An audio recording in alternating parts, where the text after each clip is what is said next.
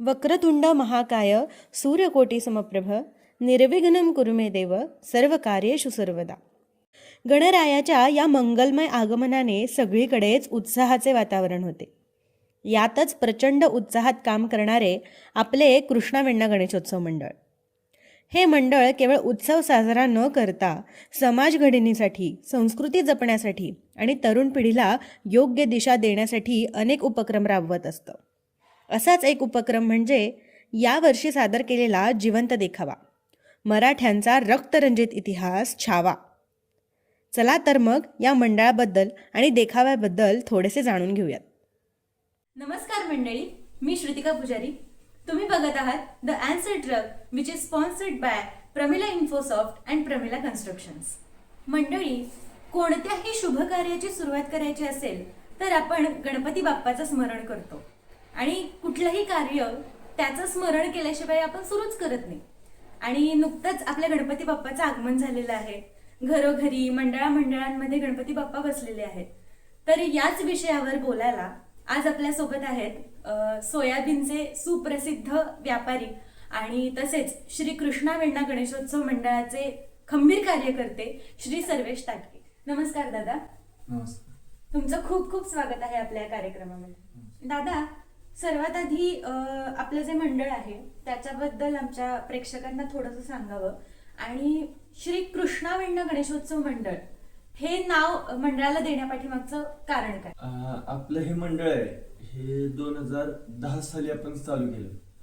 मंडळ चालू करताना मोजकीच म्हणजे 4 ते 5-6 मुलं आम्ही होतो. म्हणजे अगदी शालेय मुलांनी मंडळ चालू केलं तरी काय वावगं ठरणार नाही. त्याच्यातला सगळ्यात मोठा मुलगा म्हणजे ओंकार कुलकर्णी हा 10वीला होता. मी स्वतः 8वीला होतो. या शालेय मुलांनी की आपले काहीतरी असावं, आपलं मंडळ असावं या उद्देशाने चालू केलेलं हे मंडळ होतं. आणि तू मगाशी प्रश्न विचारलास की कृष्णावेण्णा हे नाव का द्यावंसं वाटलं, तर तीर्थक्षेत्र दक्षिण काशी संगम माहुली म्हणून ओळख असलेल्या गावात आमचा जन्म झालेला आहे. आणि ह्या गावाला कृष्णावेण्णाचा संगमाचा पवित्र असा संगम इथं आहे. या संगमावर फार काळापासून आध्यात्मिक आणि सांस्कृतिक वारसा या गावाला लाभला. आणि या गावात कृष्णावेण्णाचा भव्य दिव्य असा रथोत्सव दरवर्षी साजरा केला जातो. त्या रथोत्सवाला जवळजवळ 350 वर्षांची परंपरा लाभलेली आहे. आणि ह्याच रथोत्सवाचा किंवा उत्सवाचा ह्या सर्व कार्यकर्त्यांच्या घरात पिढीजात वारसा चालत आलेला आहे. कार्यकर्ता म्हणून राहण्याचा पिढीजात वारसा या घरात आहे. आणि ह्याच कुठेतरी प्रेरित होऊन चालू केलेले हे मंडळ, म्हणून आम्ही ह्या मंडळाला कृष्णावेण्णा गणेशोत्सव मंडळ असं नाव दिलं. दादा, मला सांग की मंडळ स्थापन करावं ही संकल्पना कशी सुचली? मंडळ स्थापन करावी संकल्पना म्हणजे आम्ही शाळेत होतो, इतर मंडळात जायचो, गावातली सुद्धा इतर मंडळ बघायचो. पण आपलं काहीतरी असावं, आपण हक्काचं आपण चालू केलेलं काहीतरी असावं. आणि आमचा ग्रुप असा होता की जास्ती कुणाच्यात मिक्स होत नव्हता. मग त्यांना एकत्र येण्याचं ठिकाण किंवा अजूनही समाजातील बाकीची मुलांना एकत्र येण्याचं ठिकाण आपण स्थापन करावं, आपण त्याची सुरुवात करावी, अशा हेतून चालू केलेलं हे मंडळ. कृष्णावेण्णा उत्सवाचा आदर्श घेऊन, प्रेरणा घेऊन आम्ही हे मंडळ चालू केलं. यात आम्हाला त्यावेळेस आमची अशी अवस्था होती की आम्हाला मंडळ चालू केलं, पण मंडळ कसं चालवतात किंवा मंडळ चालू करायला काय लागतं हे सुद्धा आम्हाला त्यात माहित नव्हतं. किती खर्च येतो, किती काय येते काहीच माहित नव्हतं. त्यावेळेस मला आठवतंय पहिले 2 वर्ष अगदी आम्ही पहिल्या तर वर्षी 20-20 रुपये वर्गणी काढली असेल मुलांनी, आणि दुसऱ्या वर्षी काहीतरी 50-50 रुपये वर्गणी काढली.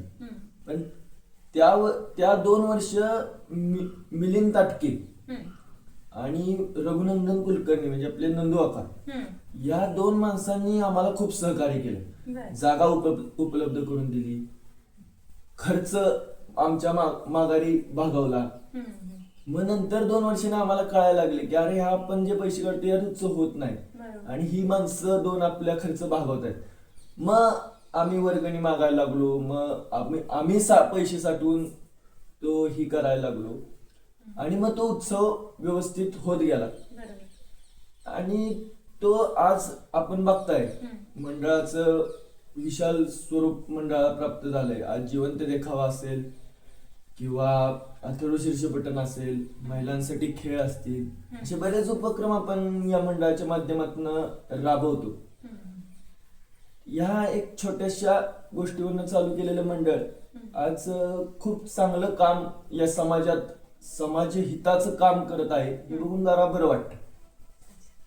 दादा, तू जसं मगाशी म्हणालास की आम्ही एक लहान मुलं होतो ज्यांनी सुरुवात केली मंडळ सुरुवात करण्यासाठी, आणि त्याच्यानंतर मिलिंद ताटके आणि रघुनंदन कुलकर्णी यांनी पण तुम्हाला ते मंडळ स्थापन करण्यासाठी मदत केली. तर मला असं विचारायचंय की आधी कोण कोण होतं आणि त्याच्यानंतर आता कोण कोण जोडलं गेलेलं आहे आणि आता कशा प्रकारे मंडळाची वाटचाल सुरू आहे? नाही, आता तसं बघायला गेलं तर आधी खूपच संख्या कमी होती. म्हणजे अगदी हाताच्या बोटावर मोजण्यासारखी अगदी 5-6 जणांचीच संख्या होती. बरं. पण आता मंडळाची परिस्थिती कार्यकर्त्यांच्या बाबतीत चांगली आहे. जवळजवळ नाही म्हणलं तरी आता 35-40 कार्यकर्ते मंडळात आहेत वा. आणि एकजुटीनं काम करणारे कार्यकर्ते मंडळात आहेत. वा.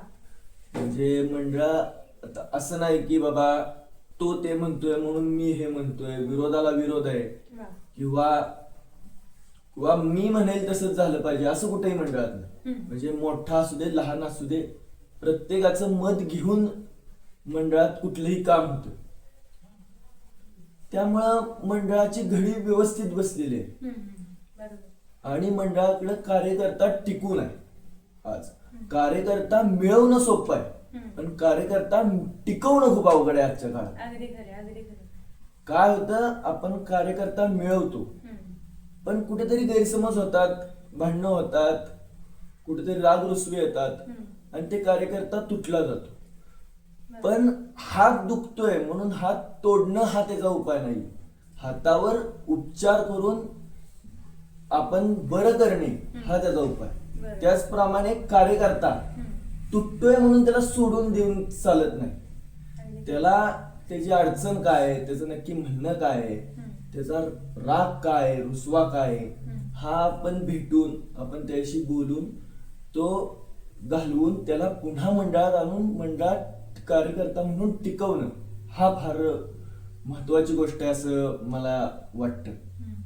अगदी बरोबर आहे दादा. तू जसं सांगितलंस की 5 जण होता फक्त आणि त्याच्यानंतर आता विशाल स्वरूप घेतलंय की ते 35-40 जणांची टीम आता तुमची एक मंडळ म्हणून काम करते. ही खूपच चांगली गोष्ट आहे तुमच्या मंडळासाठी. दादा, तू जसं आता म्हणालास की तुम्ही वेगवेगळे उपक्रम राबवता, बरोबर? तर मग म्हणजे मंडळामार्फत असे कुठले सामाजिक उपक्रम किंवा सांस्कृतिक उपक्रम असे कुठले राबवले जातात का? त्याच्याबद्दल थोडंसं जरा सांगितलं तर बरं होईल. सामाजिक उपक्रम म्हणलं तर वृक्षारोपण बरं. असेल किंवा आपण वृद्धाश्रमास अन्नदान करतो. आपला जो महाप्रसाद असतो तो महाप्रसाद आपण गावातल्या माणसांना अन्नदान होतच, पण त्याच बरोबरीनं वृद्धाश्रमासही आपण अन्नदान त्या ह्याच्यातनं करतो. हा एक आपला उपक्रम आहे. आणि रक्तदान शिबिर असेल किंवा नेत्र तपासणी शिबिर असेल किंवा अशा ज्या आरोग्याचे शिबिर आहेत हे कुठेतरी सगळीच मंडळ करतात.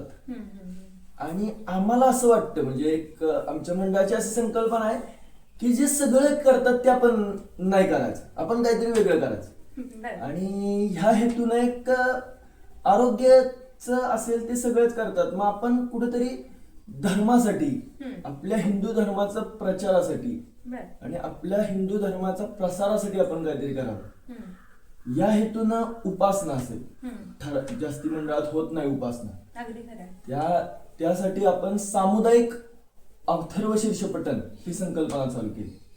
गेले 5 वर्ष झाली आपण संकल्पना उत्तमरित्या वापरतो. आपली आरती झाली की रोज संध्याकाळी सामुदायिक अथर्व शीर्ष पठण मंडळात होतं. त्या पठणाला नाही म्हणलं तरी आज 30-35 जण हजर असतात. उपासना महत्व लोकांना कळावं हम्म. आणि उपासना घडवून आणण्याचं काम आपलं आहे. जे आपल्याला येतं ते लोकांपर्यंत पोहोचवण्यासाठी लोकमान्य टिळकांनी हे आपल्याला प्लॅटफॉर्म तयार करून दिला खरंय, खरंय. आणि तो आपण त्या ताकदीनं वापरावा असं माझं मत आहे. आणि त्या ह्यानं आम्ही हा उपक्रम सगळ्यांनी चालू केला. हम्म. त्याचबरोबरीनं आपण जिवंत देखावे घेतो सामाजिक उपक्रम म्हणून. त्या जिवंत देखाव्यात सुद्धा नुसतं धागडधिंगा करून किंवा आजकाल विनोदी किंवा तुमचं कॉमेडी स्किट सगळीच करतात, पण कुठेतरी धार्मिक ऐतिहासिक हम्म. आपल्या पूर्वजांचा इतिहास लोकांपर्यंत पोहोचवण्यासाठी हम्म. आपण ऐतिहासिक जास्ती करून देखावे घेतो. बरं. मागच्या वर्षी असेल आपण पावनखिंड सारखा देखावा घेतला. छत्रपती शिवाजी महाराज, बाजीप्रभू देशपांडे यांचा इतिहास दाखवला. वा. ह्या वर्षी आपला आता ट्रेंडिंगचा विषय, ज्वलंत विषय आहे छत्रपती संभाजी महाराज वा. यांचा छावा. हम्म. हा आपण देखावा करतोय. हिंदू धर्माविषयी आपल्या राजानं मरण पत्करलं, हे खूप मोठी गोष्ट आहे. एखाद्यानं धर्मासाठी मरण पत्करणं ही खूप मोठी गोष्ट आहे आणि ते आपण लोकांपर्यंत पोचवायचं काम कुठेतरी आपण करावं या हेतूनं आम्ही यावर्षी हा देखावा घेतला. आणि असेच इथून पुढे देखावे घेऊ, असेच धर्माचा प्रचारासाठी आपण हा प्लॅटफॉर्म वापरू हम्म. असं आमचं ठरलंय. हम्म. आता बघू देवाच्या कृपेने कसं काय होते बघू. दादा, जसं म्हणालास तू की देखावे तुम्ही घेता किंवा बरेच सामाजिक उपक्रम पण तुम्ही मंडळामार्फत चालू केलेले आहेत. तर मग हे मंडळ चालवताना किंवा एक मंडळाचा कार्यकर्ता म्हणून त्याच्यात काम करताना असू देत, बऱ्याच अडचणी पण आल्या असतील तुम्हाला. म्हणजे पैशांची अडचण किंवा काय, सगळ्याच अडचणी असतात. एक ग्रुपमध्ये काम करायचं म्हटल्यानंतर अडचणी ह्या येतातच. मग तुम्हाला अशा कुठल्या अडचणी आल्यात का? आणि आतापर्यंत मंडळाने कुठल्या अडचणींना तोंड दिलेलं आहे? तसं म्हणलं तर अडचणीशिवाय मंडळ चालू शकत नाही कुठलं. बरोबर. अडचणी हा सार्वजनिक काम करताना प्रत्येकाला येतात. हम्म. मी मगाशी म्हणलं तसं आम्ही सुरुवातीला 5-6 जणच होतो. त्यामुळं अडचणी फायनान्शियली यायच्या, हम्म. पैसे नसायचे, बरोबर. बरं कमवणारी आम्ही कोणच नव्हतो. हम्म. मग वर्षभर कुठेतरी पैसे साठवायचे आणि ते वर्गणी स्वरूपात मंडळाला द्यायचे आणि मंडळ चालवायचे. ह्याच्यात अडचणी यायच्या, पण मंडळाचे उपक्रम हम्म. बघून माणसं आम्हाला स्वखुशीने वर्गणी द्यायला लागली बर. आणि माणसं स्वतःहून आणून वर्गणी द्यायला लागली. आणि मग हळूहळू या अडचणीतनं बाहेर पडत गेलो. तरी पण आम्हाला एक असं वाटतं की एक मंडळाला चांगलं लाभलेलं कारण म्हणजे मंडळाचे कार्यकर्ते. आमच्या मंडळाचा कार्यकर्ता हा ऑलराऊंडर आहे. म्हणजे तो असं म्हणत नाही की मी हे काम कसं करू ते काम कसं करू. त्यामुळे कुठेतरी आमचे पैसेही वाचतात.